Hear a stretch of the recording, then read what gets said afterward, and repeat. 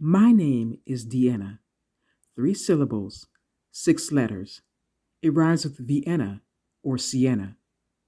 I get called everything from Deanna, Diana, and I'm sorry, what's your name again? People tend to be very creative with the misspellings of my name. My ahem favorite is when they add an extra A in the middle and to make my name look like they're wishing for someone named Anna to die. My voice is on the deep side that when talking on the phone, something I don't like to do, gets me mistaken sometimes for a man. Is there anything else I can help you with today, sir? I'm a woman. It's ma'am. Sheesh. There was the one time when I was waiting to cross the street and got yelled at by a teacher who mistook me for one of her students who stepped out of line. Or that time my aunt's friend thought I was the daughter of one of my younger sisters. Seriously, folks, I don't think I look that young. And I'm not one who attracts attention from the cute guys. It's always someone's old uncle hanging out on the street corner. When I had locks longer than these, it was Lisa Bonet. Hey, Lisa Bonet, girl, I loved you on TV. Can I get your autograph? Lisa Bonet. I'm an anomaly. People don't know what quite to make of me. And because the brain is wired to make sense of things, it causes people to label me as they see fit. A joke.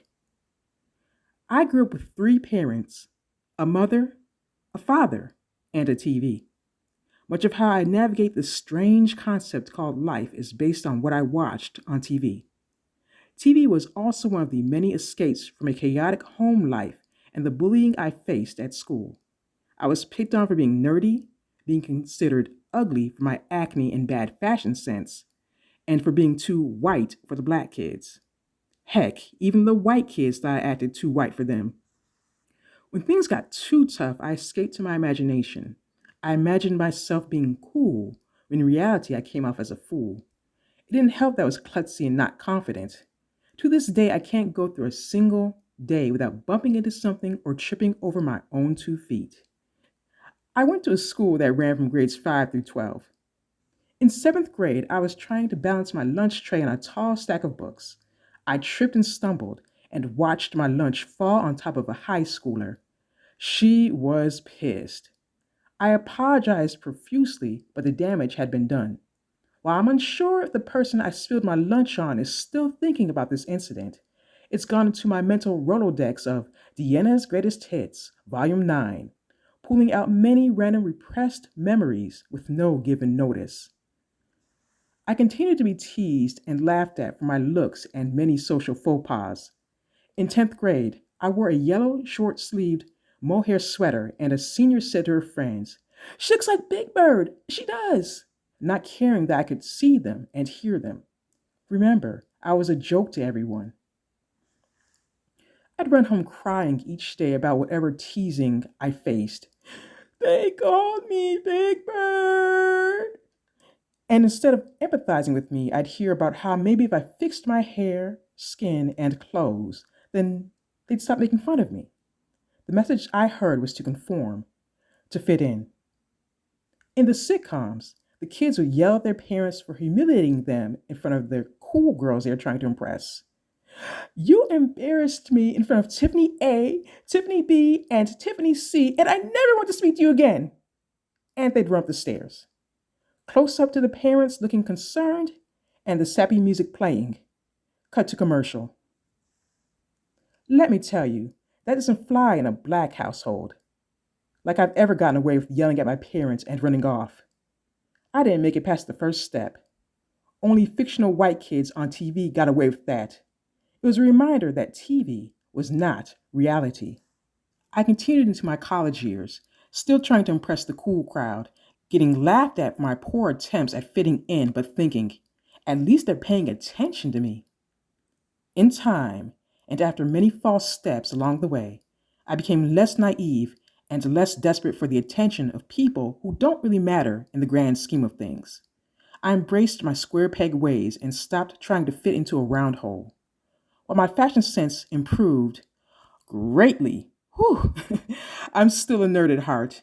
Instead of hiding from my differences, I learned to embrace them.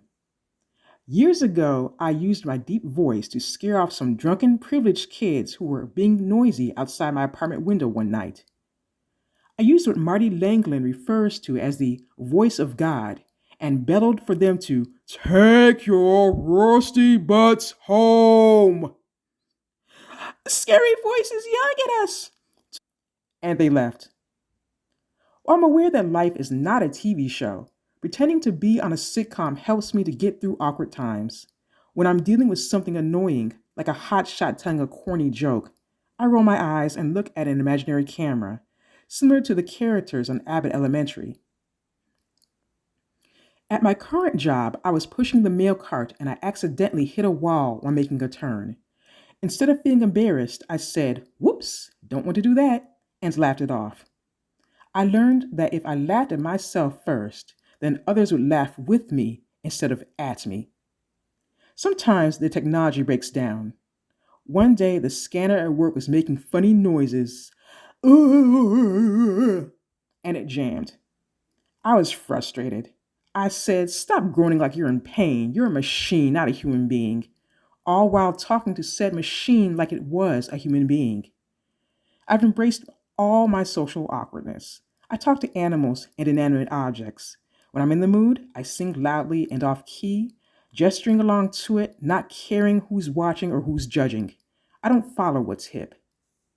I'm a woman who gets mistaken for a man on the phone and for a child in person, and who has a name that people rarely get right. My life can be hilarious, and I choose to laugh at it. Stay tuned for the next episode of Deanna's Life. Roll those credits and play that wacky theme music.